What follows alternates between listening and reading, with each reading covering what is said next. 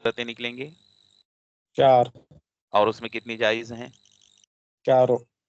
चारों जायज हैं माशाल्लाह शुरू क़िरात दरमियाने सूरत में अगर औज़ बिल्लाह बिस्मिल्लाह दोनों पढ़ते हैं तो फिर कितनी सूरतें हैं यानी सूरत हैं हाँ तो बस सूरतें 4 हैं उसमें से 2 मशरूत जायज है और 2 गैर मशरूत जायज है ठीक है वो सूरत बताइए जिसमें शर्त है कौन सी सूरत जो मशरूत जायज है کہ آیت بسم اللہ شریف کے بعد شیطان ابلیس وغیرہ کا نام آ رہا ہو تو کہ हाँ, ये तो शर्त हो गई सूरत कौन सी हुई وہ صورت ہوگی वस्ल वाली सूरत होगी वस्ले कुल और फसले فصل अव्वल वस्ले सानी कौन कौन सी सूरत होगी हाँ فصل फसले अव्वल वस्ले सानी यानी जो भी सूरत जो है ना कुरान से वस्ल की बनती है वो सूरत जो है मशरूत है और जो सूरत कुरान से फसल हो जाता है जिसमें जैसे फसले कुल तो बिस्मिल्लाह जो है वो कुरान से अलग हो जाएगा जुदा हो जाएगा तो ये फसल वाली सूरत गैर मशरूत जायज है इसमें कोई शर्त नहीं है और वस्ले अव्वल फसले सानी भी पढ़ेंगे तो बिस्मिल्लाहिर्रहमानिर्रहीम पे वक्फ करेंगे तो इससे कुरान में और गैर कुरान में फर्क हो जाएगा तो ये भी सूरत गैर मशरूत जायज है लेकिन जिसमें बसमला का कुरान से वस्ल हो जाए ये सूरत मशरूत है और अगर सिर्फ इस्तिआज़ा पढ़ेंगे ठीक है तो फिर कितनी सूरतें होंगी 2 दो एक सूरतें होंगी के साथ हाँ गैर मशरूत हाँ एक सूरत उसमें से जो है ना मशरूत होगी और एक गैर मशरूत सूरत कौन सी जायज है جو فصل ہو फसल जायज है बेहतर और मशरूत कौन सी सूरत जायज है اس میں وصل हाँ याद रहे कि इसमें कुल का लफ्ज नहीं लाएंगे क्यों इसलिए कि सिर्फ 2 ही है एक इस्तिआज़ा है और कुरान है तो या तो उसका फसल होगा या तो वस्ल होगा और वस्ल में क्या शर्त है वस्ल में शर्त है اللہ تبارک و تعالی کا نام نہ ہو یا صفاتی نام نہ ہو یا پیارے آقا صلی اللہ علیہ وسلم کا نام پاک نہ ہو ٹھیک ہے اگر اتنا بھی بول دیں گے کہ اللہ پاک کا کوئی نام نہ ہو تو جواب ہو جائے گا لیکن اس میں مزید اگر آپ لوگوں یہ بھی اضافہ کر دیں گے کہ نبی کسی نبی کا نام نہ ہو ٹھیک ہے یا کسی ولی کا یا کسی بزرگ کا یا کسی اچھی شخصیت کا نام نہ ہو ٹھیک ہے کہ شیطان کی صفت کو جو ہے نا ان کے نام کے ساتھ جوڑنا یہ خلاف ادب ہے اس وجہ سے یہ صورت ناجائز ہے خیر اس کے بعد آتے ہیں اب آگے شروع درمیان قراءت شروع صورت میں اعوذ باللہ بسم اللہ پڑھنے کی کتنی صورتیں ہیں 4 صورت سے ذہن حاضر رکھنا ہے درمیان قراءت شروع صورت میں اعوذ باللہ کی کوئی صورت نہیں ہے درمیان قراءت شروع صورت میں صرف بسم اللہ پڑھنے کی 4 صورتیں ہیں ٹھیک ہے ہاں اس طرح سے سوال ہوتا ہے تو ذہن ضرور حاضر رکھے جواب دینے سے پہلے تھوڑا سا جو ہے نا اپنے کہتے ہیں نا زبانی من میں جو ہے نا جواب ایک مرتبہ ضرور دہرائیے گا ٹھیک ہے چلیے تو درمیان قراءت شروع صورت میں بسم اللہ پڑھنے کی 4 صورتیں ہیں اس میں سے کتنی جائز اور کتنی ناجائز 3 جائز 1 ناجائز ہاں 3 اس میں جائز صورتیں ہیں ہاں 3 جائز ہیں اور 1 ناجائز ہے کون سی صورت جائز نہیں ہے وصل اول فصل ثانی وصل اول فصل ثانی ماشاءاللہ بہت اچھے چلیے ٹھیک ہے تو یہ ہو گئیں کل ملا کر اچھا ایک اور بچ گیا ہے وہ یہ ہے کہ اگر درمیانے قراءت شروع صورت اگر سورہ توبہ سے ہو رہی ہے تو پھر اس میں کتنی صورتیں جائز ہے بس کوئی صورت نہیں ہے وہ 3 صورت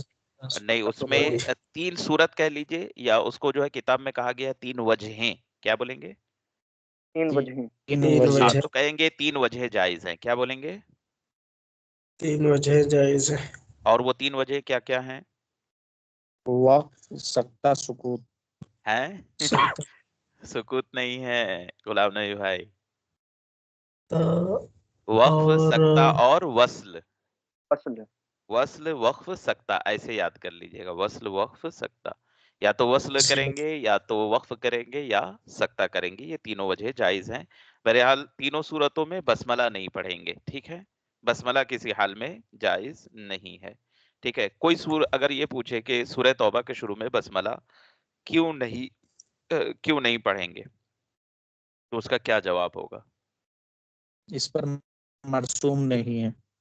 चूंकि हर सूरत के शुरू में सुबूते बसमला, ये बयान कीजिएगा कि सुबूते बसमला है हर सूरत के शुरू में बसमला का लिखा होना। यानी हर सूरत के शुरू में जो हम बसमला पढ़ते हैं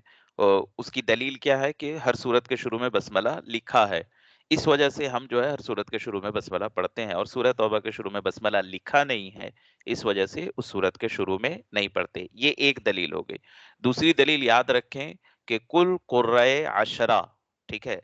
जिनकी किराअत मुतवातिर मानी जाती है, कुल कुर्राए अशरा में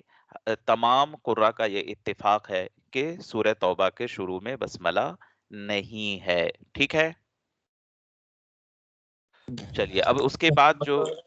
हाँ जी जी जी जी कुछ कह रहे हैं अशफाक भाई? जैसे बतौर बरकत कि कलामुल्लाह अल्लाह का कलाम, उसके शुरू से पहले बिस्मिल्लाह पढ़ना चाहिए, तो पढ़ सकते हैं ना? हाँ, नहीं, बतौर बरकत के बारे में जो है इसको इस तरह से समझ लीजिए कि जब भी हम तिलावत करते हैं तो जिस तरह से हम फिक्र में जो है किसी एक इमाम की तकलीद करते हैं, ठीक है। जी हाँ, तो तकलीद जब हम करते हैं ना, तो कुछ चीजें जो है ना दूसरे इमाम के नजदीक भी जो है ना दुरुस्त होती हैं, ठीक है। लेकिन जब हम किसी एक इमाम के पाबंद होते हैं तो दूसरी चीज को अखज नहीं कर सकते, उसको खल्त कहते हैं, ठीक है।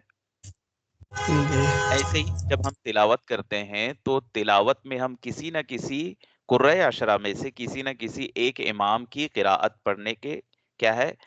वो ये जरूरी है, वाजिब हम पर है कि किसी एक इमाम की किराअत पढ़ेंगे और उनके दो रावियों में से किसी एक रिवायत में पढ़ेंगे, और फिर उनके जो तुरुक हैं उनमें से किसी एक तरीक के मुताबिक पढ़ेंगे। तो हम पाबंद होते हैं किसी एक तरीक के, किसी एक रिवायत के, और किसी एक इमाम यानी किरात के जो इमाम है उसके पाबंद होते हैं। और इमाम आसिम जो है कुर्रा अशरा में से एक इमाम है। अब चूंकि उनका इत्तेफाक है, इस वजह से जब हम पढ़ते हैं तो हम उनकी तकलीद करते हैं, ठीक है, तिलावत में, ठीक है। तो लेकिन अब हुजूर, हाँ जी जी अगर वहीं से मतलब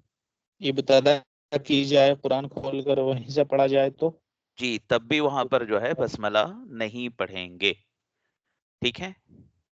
इसलिए कि इसके अलावा जिन सूरतों में आप शुरू सूरत में बसमला पढ़ते हैं, उन तमाम सूरतों के शुरू में बसमला क्या है, मरसूम भी है, मरसूम है। और वहां पढ़ना रिवायत से साबित भी है।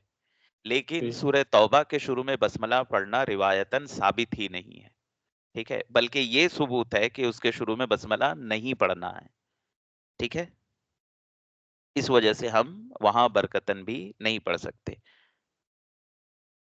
ठीक है। तो फिर मैं शुरू किरात कर रहे हैं, शुरू किरात में भी नहीं पढ़ हाँ, तो सकते? जी नहीं पढ़ सकते। शुरू किरात में सिर्फ इस्तिआज़ा पढ़ेंगे और उसके बाद जो है वहां से इब्तिदा करेंगे, ठीक है। जिस तरह से शुरू किरात दरमियाने सूरत में जो है बसमला का पढ़ना वहां मुस्तहब है, ठीक है। मुस्तहब इसलिए है कि वहां पर जो है पढ़ना और न पढ़ना, ठीक है, क्या है, पढ़ने से सवाब मिलेगा, न पढ़ने से कोई गुनाह नहीं।